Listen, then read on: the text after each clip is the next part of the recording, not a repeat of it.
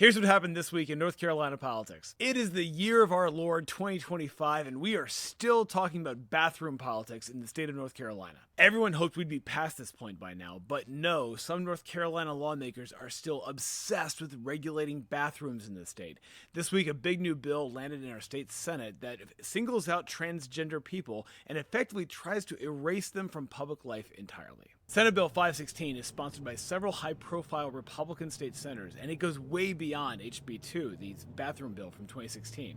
The bill not only dictates which bathrooms transgender people may enter, but it also gives anyone the ability to sue any public facility where they discover a transgender person in a bathroom that they don't approve of. This bill is like an obnoxious busybody stimulus package. There are so many problems with this bill, it's kind of hard to know where to start. It's incredibly cruel and petty, but it also creates huge liabilities for any school or college or jail because they'll be forced to individually inspect anyone who uses their bathrooms, because if they didn't, they could be on the hook for tens of thousands of dollars. And there's more. The bill would also prohibit transgender adults from changing the gender listed on their birth certificate or driver's license. Now, that's the sort of thing that only affects the individual involved. So the only reason I can think of for that level of targeting is because you want to publicly demonstrate your hatred for transgender people. This bill is pure political theater by a group of incredibly cruel and petty people who want to boast about how much they hate a tiny and vulnerable minority population,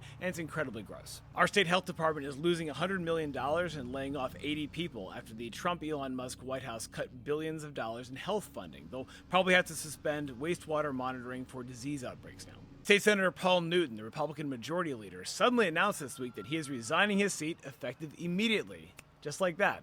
He's already got a new gig lined up. Newton is headed to UNC Chapel Hill to become the university's new vice chancellor and general counsel. This kind of thing is very unusual, so here's what's probably going on. Just the other week, Newton sponsored and then fast-tracked through the Senate Bill 261, talked about in the last video, which is going to allow Duke Energy to charge us, North Carolina ratepayers, to build their nuclear power plants, even if they're never finished. That there is a massive win for Duke Energy. It is legislation that's literally worth billions of dollars to their corporation, and it's an equally terrible deal for us. So Newton sponsors this bill for Duke Energy and gets it through the Senate and then immediately resigns. And then the Republican appointees on UNC's board give him a sweet, super cushy gig at UNC, which, by the way, will pay him almost $500,000 a year. You starting to connect those dots? Paul Newton brought home the bacon for Duke Energy, and now he is getting his reward.